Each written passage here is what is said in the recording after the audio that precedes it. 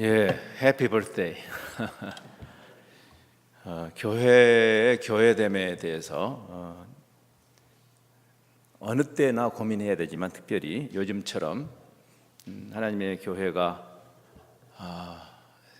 세간의 웃음거리가 되는 그런, 우리가 치욕을 당하는 것은 큰 문제가 아니지만 하나님의 영광이 가려지는 그런 시대를 살면서 도대체 교회, 주님이 세우신 교회가 무엇일까를 진지하게 고민하는 것은 이런 장립주의를 맞아서 참 시의적절하다고 생각합니다. 그래서 방금 말씀하신 대로 교회는 부르심이란 뜻이고 교회됨을 정의하는, 교회의 본질을 정의하는 중요한 자질이 세상에 있지만 세상과 구별되는 거룩이란 말의 의미고, 오늘 또 생각할 것이 그거 연관해서 하나됨, 연합이라는 개념입니다. 개인이 거룩하게 사는 그 정도의 부르심이 아니고 공동체로 부르신 것이죠. 교회의 중요한 핵심적인 개념입니다. 개인이 예수 믿고 천당 가는 것이 아니라 그리스도의 몸을 이루는 그 부르심. 또 오늘 이 본문 말씀은 하나님의 선교가 교회의 하나됨을 통해서 이루어지는 굉장히 의미심장한 주님의 기도를 생각합니다. 방금 읽은 말씀이죠. 예수님께서 하나님께 지금 기도하고 계시죠. 중보 기도하십니다. 하나님 지켜주세요. 보존해 주세요. 다른 정체성을 가진 이 집단에 합당한 하나님 나라의 백성다움, 그것을 드러내는, 세상에 있지만 세상과 구별되는 그걸 거룩이라고 하죠. 그래서 우리는 어제 그 거룩의 중요한 기준이 하나님의 말씀, 진리로 거룩해지는, 종교로 구분되는 것이 아니라 하나님의 말씀, 진리로 저희들을 거룩하게 하옵소서. 아버지의 말씀은 진리입니다. 그래서 그 부분을 깊이 고민을 했습니다. 근데 오늘 이 본문 말씀은 또 하나의 중요한 거룩의 공동체적 기준을 제시하죠. 하나됨입니다. 연합. 거룩이란 말과 온전하다는 말이 한 어근에서 나옵니다.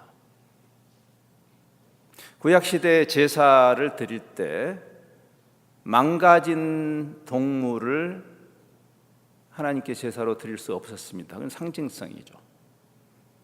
거룩이라는 것은 망가지지 않은 온전함, wholesome 하다는 말과 홀리가 같은 어근에서 나온 개념입니다. 죄로 인해서 망가진 세상, 죄로 인해서 망가진 공동체, 결손된 공동체, 결손 가정, 결손 사회, 결손 교회까지 되셔야 되겠습니까?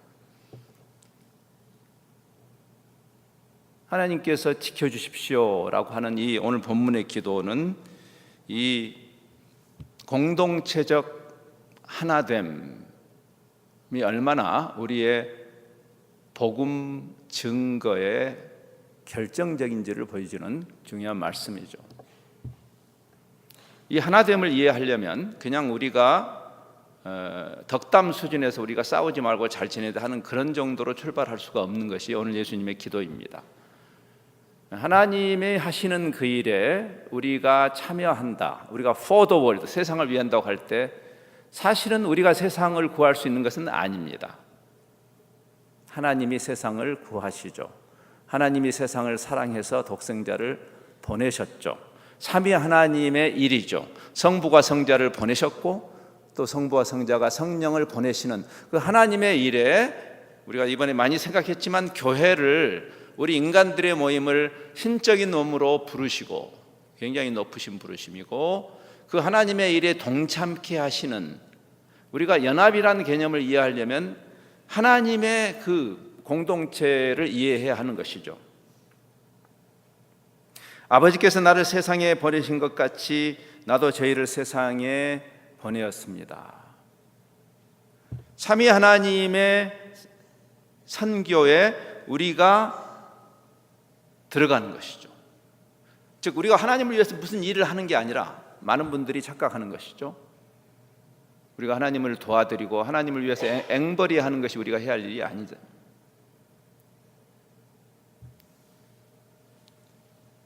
근데 우리가 하나님의 그 부르심 속으로 들어갔을 때 지금 이미 들어와 있는 우리만을 위함이 아니라 우리의 그 하나됨을 통해서 아직은 들어와 있지 않지만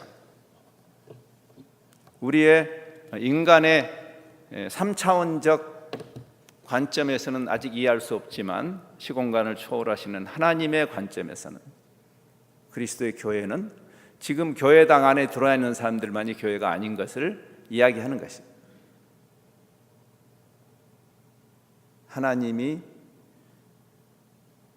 불러내시고 그리고 통해서 영광을 받으실 방금 우리가 사도신경에서 고백한 것처럼 The Holy Universal Church 공교회를 향해서 가는 즉 우리의 38주년 유니온 교회라는 이 지역 교회가 우리의 교회로는 아닙니다. 죄송한 이야기지만 우리가 고백하는 교회는 예수 그리스도의 몸, 그리스도가 머리 되시고 유대인이나 헬라인이나 종이나 자유자나 남자나 여자나 어떠한 패거리와 왕따의 기준과 무관한 그것을 뛰어넘는 그리스도의 몸이죠. 하나님의 선교에 참여한다는 이 개념을 생각할 때 이런 질문이 떠오릅니다. 하나님이 우리의 도움이 필요하신가? 하나님이 우리 도움이 필요하신 분이 아닌 거 아시죠? 그러니까 우리가 하나님을 도와드리는 일은 아닙니다. 우리가 무엇을 하든지. 그러면 왜 우리를 그분의 일에 동참시키실까? 사랑이라는 공식을 이해하지 않으면 기독교 신앙을 이해할 수 없습니다. 불교가 말하는 적선을 통해서 선을 쌓으면 극락영생하는 그런 일반적인 상식적인 종교의 논리가 아닌 거지요.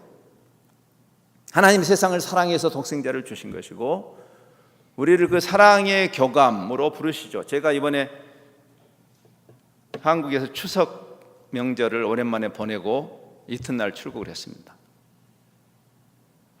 지금은 그 풍속이 사라졌지만 옛날에 추석을 앞두고 어머니들이 모여서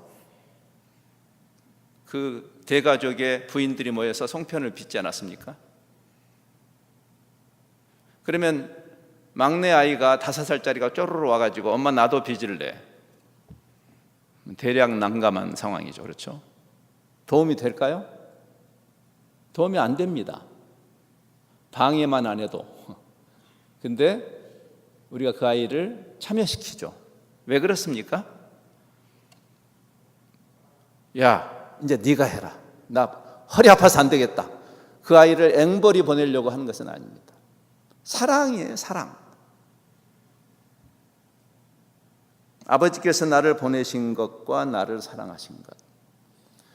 하나님이 예수님을 앵벌이 보내신 것이 아닙니다. 십자가를 지셨지만 예수님이 하나님의 앵벌이를 위해서 가신 것이 아니고 사랑의 하나님의 그 사랑의 결정체라고 할 수 있는 그 십자가를 향해서 목적을 위해서 보내셨지만 또 사랑의 보내심이었죠. 지금 하나님이 우리를 보내시는 것도 마찬가지죠. 그들도 교회도 똑같은 사랑으로 하나님의 사랑에 동참하게 하시는 이 비밀을 이해해야 하나됨을 이해합니다. 우리가 하나님의 선교에 참여하는 것이 맞다면, 즉 우리가 우리 방식으로 하나님을 도와드리는 것이 아닌 게 맞다면 그리고 그분이 우리의 도움이 필요한 분이 아닌 것이 사실이라면 우리의 참여는 그분의 방식대로 참여해야 될 것이에요. 하나님의 선교에 하나님의 방식으로 God's mission in God's ways. 2000년 선교 역사는 이 부분에 처절하게 실패한 역사였다라고도 말할 수 있습니다. 대표적인 케이스가 십자군 운동이죠. 그렇죠? 하나님을 위한다고.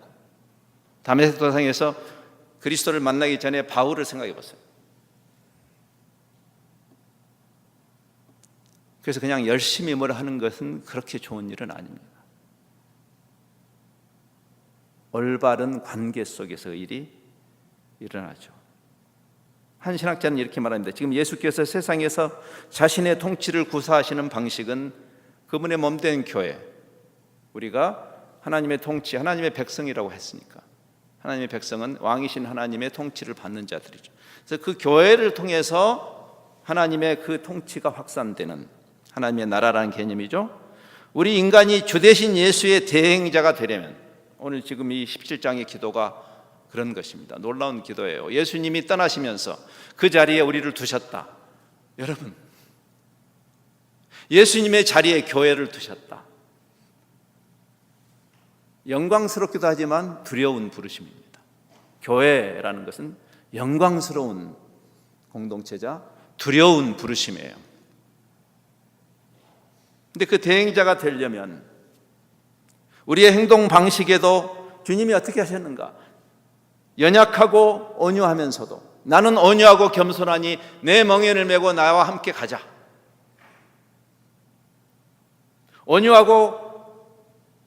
연약하고 온유하면서도 강력하게 자아를 내주는 그 동일한 사랑이 우리의 공동체를 통해서 반영되어야 하는 것이다.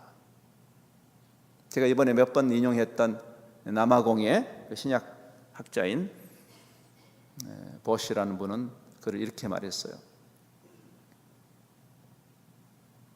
담대한 겸손 그랬어요. 담대한 겸손.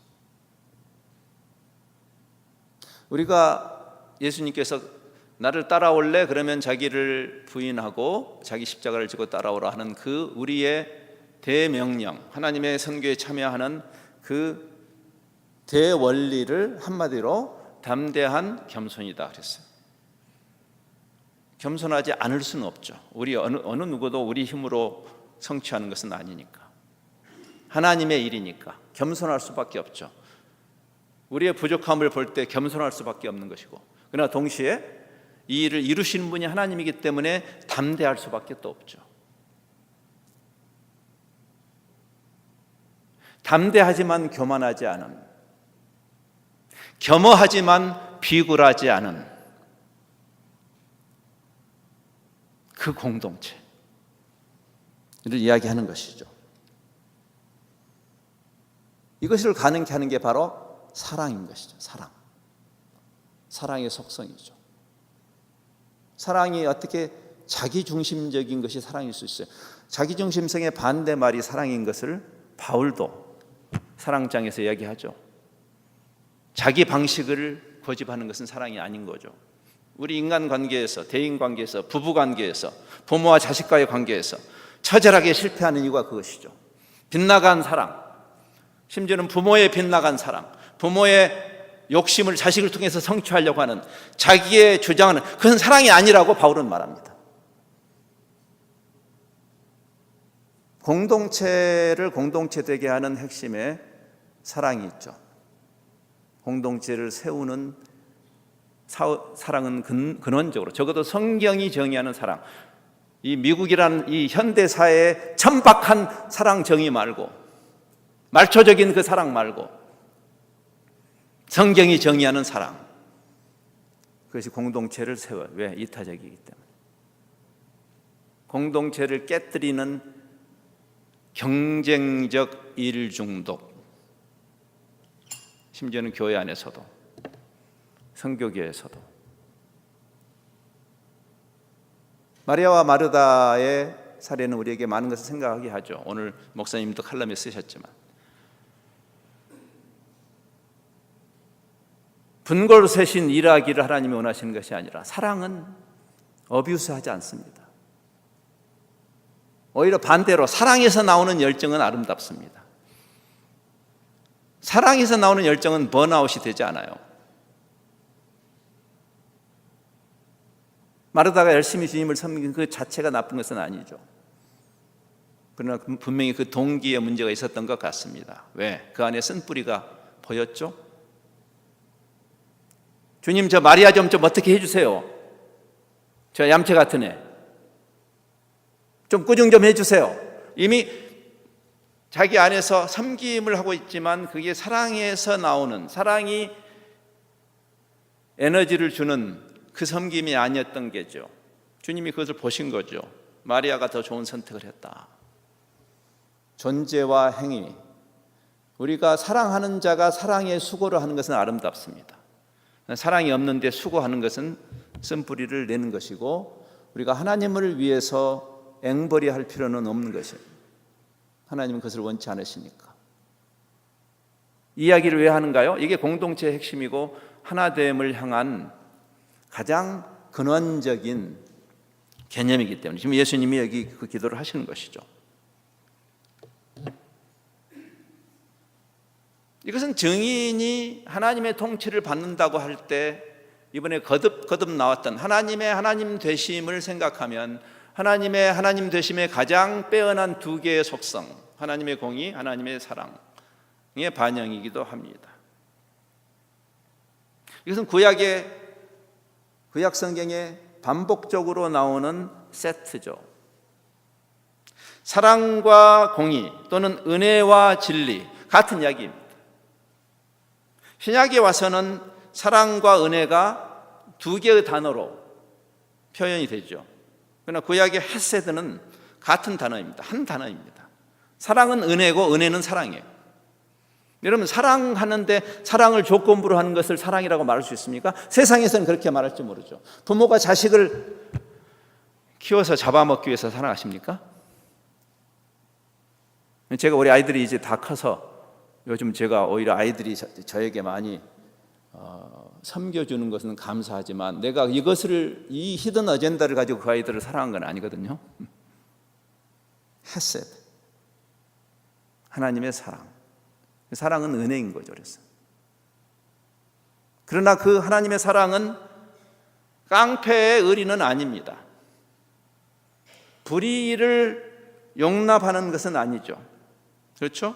하나님의 사랑은 하나님의 공의에 기반한 사랑이에요. 우리 한민족의 문화에서 자주 놓치는 부분입니다. 왜? 우리는 사랑을 내세우면서 자정 능력을 상실하죠. 옳지 않은 일을 했는데 사랑으로 덮자고 합니다. 그렇지 않습니다. 하나님의 사랑은 예수님을 십자가에 죽게 하셨어요. 공의에 기반한 사랑입니다. 그래서 바울은 말합니다. 사랑은 불의를 기뻐하지 않는다고. 사랑은 패거리의 의리가 아니라고, 깡패의 의리가 아니라고.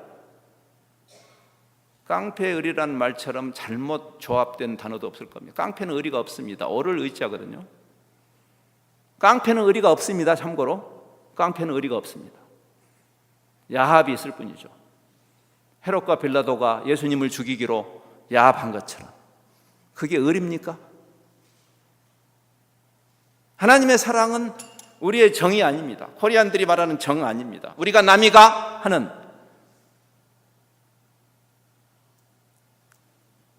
하나님의 사랑과 은혜는, 하나님의 사랑과 공의는 우리가 분석적으로는 두 이야기를 할 수 있지만 실존적으로는 하나인 것입니다. 예를 들어볼까요? 이 뚜껑을 생각해 보세요. 이 물뚜껑. 앞면은 이렇게 무늬가 있고 예쁩니다. 뒷면은 담백합니다. 여러분은 어느 쪽을 더 좋아하세요? 더 자기 개인의 선호가 있을 수 있지만 나는 앞면이 좋으니까 앞면만 가질 수는 없는 것입니다. 하나님의 사랑과 공의, 십자가 사건이 그것을 극명하게 얘기하죠. 교회 공동체는 하나님의 사랑과 공의를 반영하는 공동체인 것이죠. 불의를 기뻐하지 않고 진리와 함께 기뻐한다. 지금 예수님의 기도하고 정확하게 일치되는 사랑 이해입니다. 저들을 진리로 거룩하게 하옵소서. 사랑을 주장하면서 공의를 굽히는 것은 사랑에 대한 무식함 때문에 그렇습니다. 반대도 마찬가지입니다.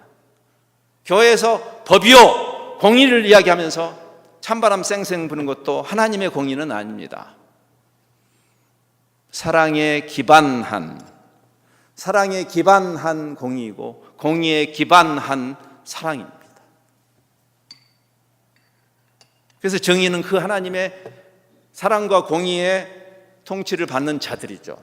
그래서 여기 우리가 하루 종일 생각했지만 바로 그 공의 부분에 해당하는 그 진리의 부분, MS라는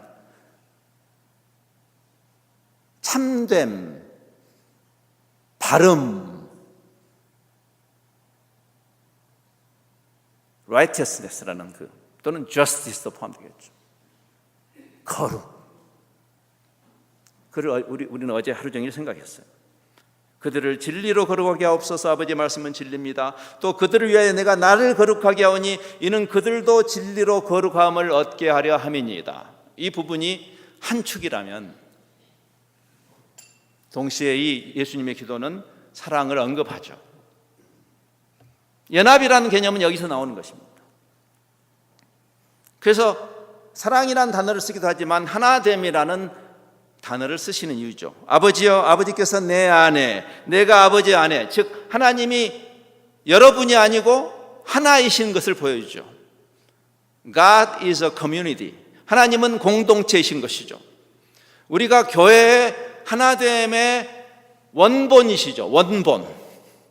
단순히 세상에서 싸우지 말고 오손도손 잘 지내자는 덕담의 이야기가 아닙니다. 교회의 교회론적인 이해가 필요하죠. 아버지가 내 안에 내가 아버지 안에 있는 것 같이 그들도 교회라는 영광스러운 부르심을 허투루 값싼 복음으로 땅에 짓밟아서는 안 되는 이유입니다. 종교꾼들의 모임으로 교회를 전락시키면 안 되는 것이에요. 주님이 피를 흘려서 사신 교회죠. 아까 찬양하셨지 않습니까? 그들도 다 하나가 되어 우리 안에 있게 하사. 단순히 하나님의 완전한 코이노니아 공동체가 비유로 등장하지 않고 실존으로 등장하죠. 우리를 그리스도의 몸으로 부르신 이유예요. 삼위 하나님의 완벽한 코이노니아, 그 교제 속으로 우리를 초청하신 것이 교회란, 그게 우리 세상이 우리를 그걸 보지 않는데 교회가 복음에 대해서 설명한다고 세상이 그 귀를 기울일까요?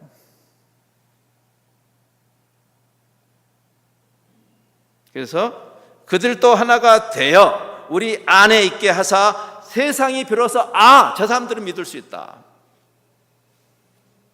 교회의 신뢰성은 삼위 하나님과의 완벽한 그 교제 속으로 들어가는, 이게 영광이라고 이야기했어요. 영광은 다움이라고 했어요. 하나님께 영광을 하나님을 도대체 어떻게 우리가 알고 있길래 지형령 정도로 백두대간에 거하시는 산신령 정도로 하나님을 이해해야 되겠어요? 그는 하나님의 영광을 가리우는 것이에요. 여러분이 이민 생활에 지치고 피곤하고 차별도 많이 당하셨죠? 알아요. 그래서 하나님은 예수 잘 믿는 우리 한민족, 다른 민족 신경 끄시고 우리 민족 좀 편애해 주세요. 편애. 특혜를 좀 주세요. 우리 민족에게. 여기서 아메리칸 드림을 좀 이루게 해주세요. 좀 우리의 GNP도 올라가게 해주세요. 하나님에 대한 가장 큰 모독이 그런 말이에요. 만유의 주제이시기 때문에.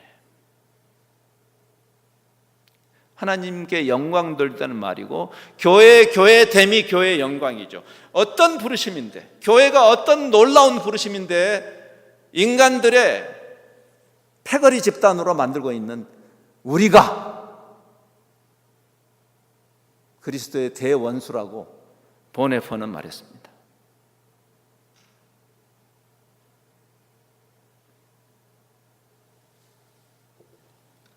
굉장히 높은 부르심이죠. 계속 말씀하시죠. 곧 내가 그들 안에 있고 아버지께서 내. 예수님의 이 17장의 중보 기도 중에 가장 한 주제가 길게 진행되고 있는 부분이 바로 이 하나됨입니다. 그래서 많은 신학자들은 요한복음 17장 예수님의 교회 연언의 가장 핵심은 하나됨이라고 말합니다. 길게 말씀하시잖아요. 23절 곧 내가 그들 안에 있고 아버지께서 내 안에 계시오. 앞에 한 말씀을 또 하세요. 이게 너무나 중요하기 때문에 반복법이라는 강조를 하시죠. 그렇죠? 그들로 온전함을 이루어, 아까 이야기했죠. 거룩이란 말은 온전함이라고. 하나가 되게 하려 하면 아버지께서 나를 보내신 것과 또 나를 사랑하심 같이 그들도 사랑하신 것을 세상이 알게 하려 함입니다. 내가 아버지의 이름을 그들에게 알게 하였고 또 알게 하리니 이는 나를 사랑하신 사랑이 그들 안에 있고 나도 그들 안에 있게 하려 함이니이다. 그래서 주님은 여기서 영광이란 말을 그렇게 정의하시는 것이죠. 교회의 하나됨은 그리스도와 교회의 영광입니다. 뒤집어 말하면 뭐가 될까요? 우리끼리 싸우고 분파가 일어나고 그것은 영광을 가리우는 일이죠. 하나님의 이름으로 일컫는 바 된 사람들이 하나님의 영광을 가장 가리우는 일을 하게 되는 이유가 있겠어요.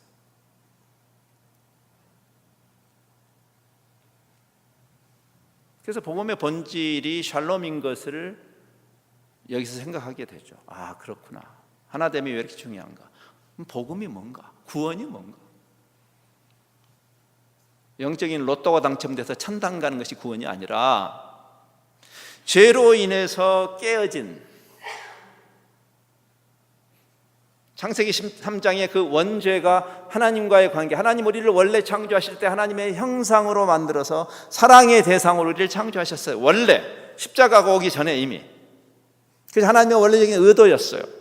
근데 죄로 인해서 깨어졌죠. 하나님과의 관계의 깨어짐은 이웃과의 관계의 깨어짐으로 확산되는 거죠. 창세기 3장의 원천적인 타락이 11장 바벨탑 사건의 파생적 사건을 낳는 것이죠.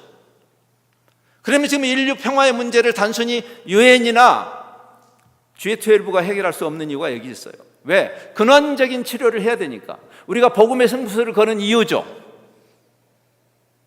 근원 치료를 해야 될 거 아니에요? 정상 치료만 하는 것은 돌팔이도 할 수 있죠.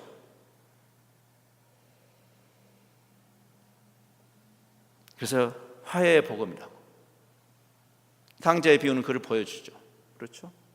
원천적으로 아버지와의 관계, 깨어진 관계가 회복되는 그게 출발이죠. 우리는 모두 그 회복의 과정을 가고 있는 것이고 그 결과 소원해졌던 탕자가 나갔으니까 자기 형하고 관계가 원수되었겠죠. 근데 다시 그 형의 문제가 이 샬롬에 대한 이해 부족이죠. 그렇죠? 오늘 교회의 문제입니다. 우리를 특혜 집단으로만 이해하고 그리스도의 그 십자가가 열방을 하나님과 화해케 하는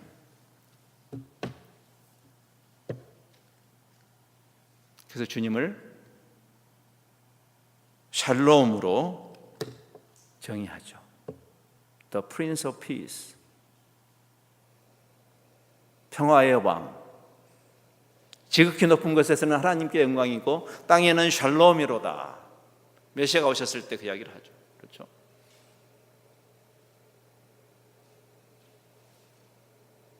죄로 인해서 결손된 세상이 신음하고 살고 있죠. 제가 어제 그런 이야기 했어요. 지옥을 경험하기 위해서 죽을 때까지 기다릴 필요 없다고. 지금이 지옥이에요. 서로 물어뜯고 싸우고 미워하고 증오하는 이 세상이 지옥이죠. 천국이어야 할 가정이 지옥이 되는 순간이 언제입니까? 그 관계가 깨어졌을 때죠. 죽을 때까지 기다릴 필요 없어요. 지금이 지옥이에요. 따라서 하나님의 나라도 죽을 때까지 기다릴 필요 없어요. 지금이 하나님의 통치가 임하는, 천국이 임하는 것이죠. 그것이 우리에게 임하지 않는데 어떻게 우리에게 세상에게 샬롬의 복음을 설득할 수 있단 말이에요. 우리에게.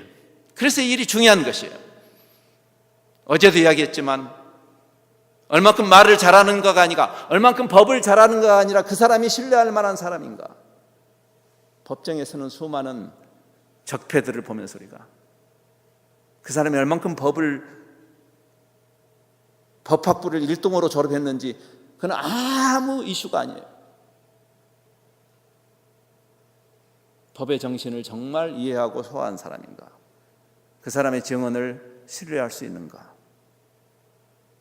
교회가 이 샬롬의 복음의 증인으로 부르셨는데, 그렇죠?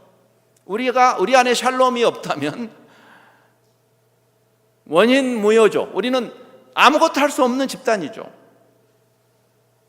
그래서 세상이 싫어하는 겁니다, 종교를. 고린도후서는 말하죠. 우리의 직분과 우리의 메시지가 샬롬이라고, 화해의 복음을 우리가 누르고 우리가 그것을 나누는, 우리에게 하나님과 세상을 화해케 하는 직분을 주셨고 화해케 하는 메시지를 주셨다라고 말하는 이유죠. 그래서 이 샬롬의 복음을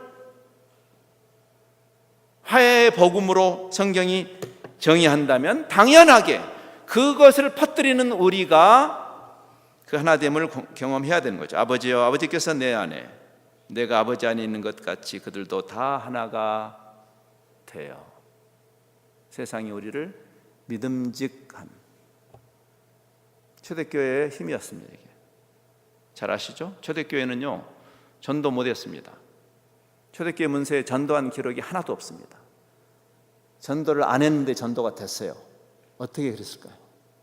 온 세상이 샬롬의 공동체를 보고 놀랐어요. 빨려 들어갔어요. 핍박하면서 존경했다, 그런 표현이 있습니다. 악한 세상이 함께 악에 동참하지 않기 때문에 우리를 핍박하지만 핍박하면서도 존경하는,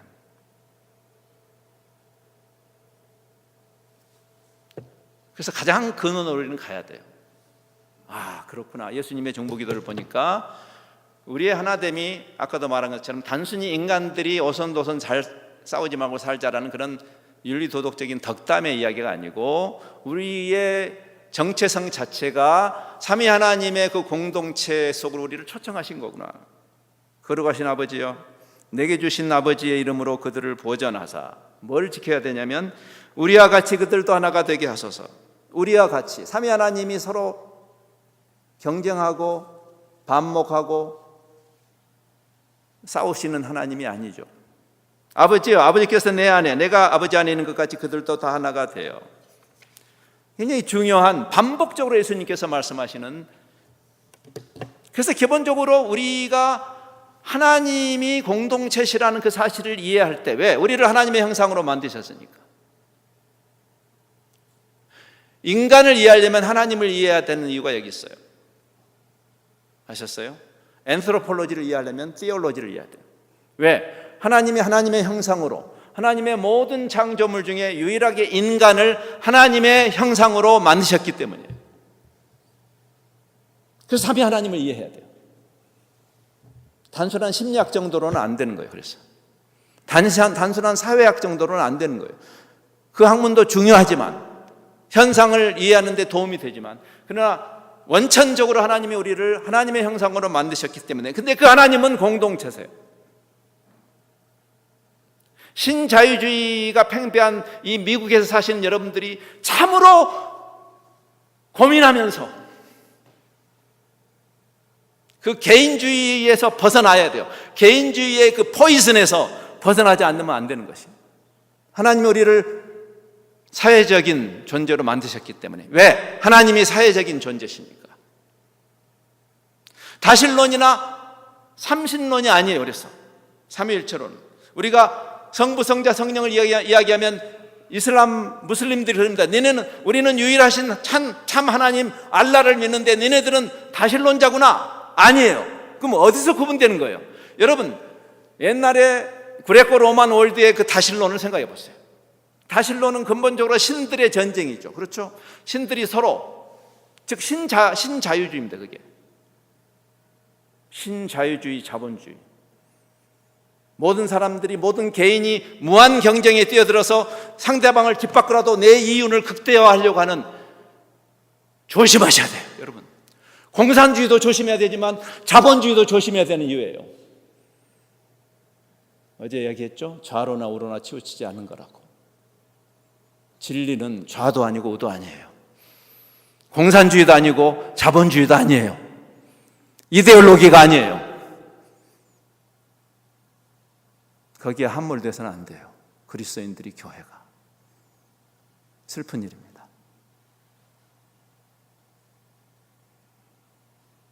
사랑의 공동체, 이거는 다신론과 삼위 하나님을 현저하게 구분하는, 동방정교회는 그를 훨씬 깊이 이해했습니다.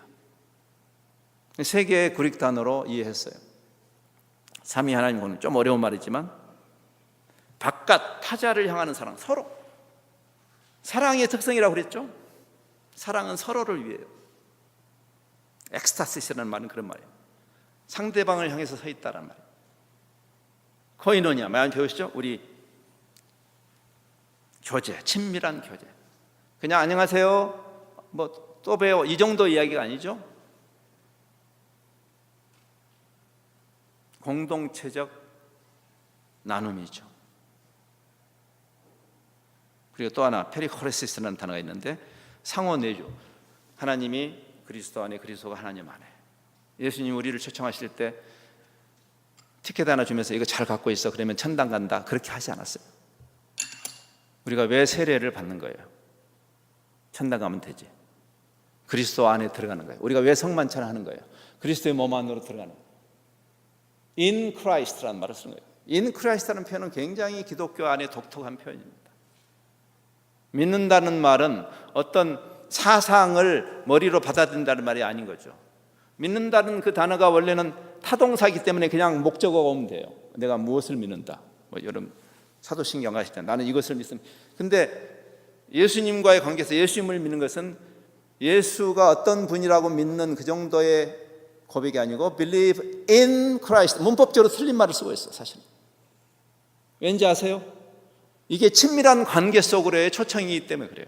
친밀한 관계 속으로. 여기 예수님이 계속 반복적으로 말씀하시죠. 우리가 그 삼위 하나님과의 깊은 교제 속으로 들어가는, 즉 교회의 하나됨이라는 것은, 유니티는, 여러분 교회가 유니언 교회 아닙니까? 삼위 하나님의 공동체와의 연합이에요. 우리가 예수를 믿는다는 것은 그 삼위 하나님의 공동체 속으로 초청을 받는 것이에요. 그게 주님의 살을 먹고 피를 마시는 의미예요. 그 안에 들어가는 것이에요. 포도나무가 포도나무 대신 그리스도에게 들어가는 것이죠. 로또 당첨이 아니고. 우리의 사귐, 요한도 말하잖아요. 우리의 코이노니아, 유니온 교회의 코이노니아는 하나님 아버지와 그의 아들 예수 그리스도와 더불어 누리는 코이노니아다. 38주년을 맞으면서 우리의 사귐이 어떠한 수준인가? 유니온 교회라는 단어를 이해하셔야 돼요. 그리스도께 붙는 것이에요. 하나님께 붙는 것이에요. 이제 결론을 내려야 될 때가 됐습니다. 자, 이런 깊은 의미를 최근에 신학자들이 많이 반성하면서 다시 들여다보고, 성경을 보고 2000년 교회 전통 속에 어떻게 다양한 트레디션들이 이걸 이해했는가. 최근에 이 공동체적 삼위일체론을 깊이 연구했던 한 학자가 이렇게 설명한 것을 제가 인용합니다. 우리는 이 세상에서 피조물인 우리에게 자신을 계시하실 뿐 아니라, 하나님 우리에게 계시하셨죠? 계시하실 뿐 아니라 그분의 삼위 하나님의 관계 중심적인 삶, 즉 우리가 그분하고 그리고 이웃들과 그 삶으로 참여하라고 우리를 끊임없이 초청하시는 삼위 하나님을 만난다. 오늘 예수님의 기도가 그것입니다. 하나님 및 사람과 친구 관계로 부르시는, 탕자의 비유는 그 큰아들이 아버지와의 사귐과 그 다음에 탕자와의 사귐이 있어야 되는 거죠. 하나님 및 사람과 친구 관계로 부르시는 의미심장한 초청이야말로, 사실 이것이야말로 진짜 선교 원리다.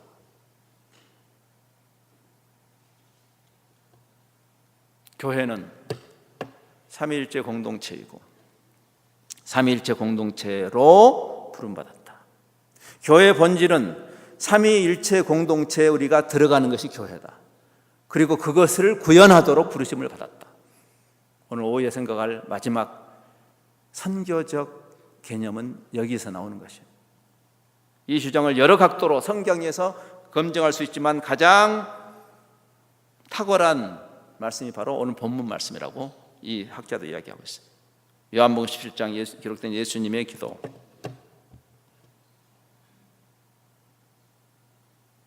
그렇죠. 그래서 교회는 내가 그들 안에, 그들이 내 안에 공동체. 예수님이 그들 안에, 그들이 예수님 안에. 상호내주 공동체. 그래서 우리가 아까 하나님의 선교라고 할 때, 하나님의 선교는 곧 삼위의 선교이고, 우리가 유니온교회가 선교를 한다고 할 때는, 참여한다고 할 때는 삼위 하나님의 공동체적 본질에서 흘러나오는 것이다. 좀 어렵지만 조금 곱씹어 보면 좋을 것 같습니다.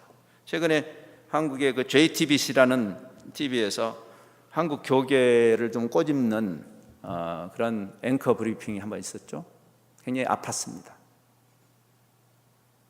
그때 인용했던, 여기 미국의 상원의 채플린으로 오랫동안 섬겼던 리처드 할버슨의 인용을, 근데 안타깝게 풀리 인용하지 않아서 제가 다시 인용합니다. 그는 이렇게 말했어요. 원래 기독교라는 것은 사귐이다. 코이노니아다. 팔레스틴에서 코이노니아, 관계로 시작했다. 그 관계로 초청을 받았고, 근데 그리스로 가면서 철학이 되었고, 로마로 가서 제도가 되었고, 유럽으로 가서 문화가 되었고, 미국으로 와서 엔터프라이즈가 되었다. 그때 그 앵커가 그렇게 그랬죠. 그리고 한국에 와서 재벌이 된 것이 아닐까. 슬픈 이야기죠. 그래서 저는 이렇게 결론을 내립니다. 공동체라는 것은 우리를 부르신 본질이에요. 하나님의 본질이고 교회의 본질이에요. 개인주의적 영성을 내려놔야 돼요. 그래서 성경은 공동체를 전제하고 있어요. 다만 이 시대에 신자유주의에 익숙한 우리가 항상 이것을 개인적인 관점으로 뒤틀고 있을 뿐이에요. 성경을 다시 읽으세요. 항상 공동체적인 시각을 갖고 있습니다. 일관되게.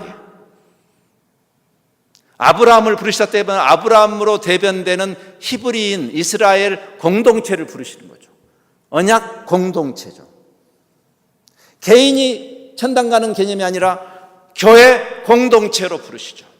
공동체는 선교의 근거죠. 왜? 우리가 거룩한 공교회, 마침내 완성될 그 공교회를 향해서 가고 있는 여정이죠. 우리의 이 제도교회, 지역교회는 선교의 근거이자 선교의 방편이자, 우리가 공동체가 아닌데 어떻게 공동체를 넓혀요?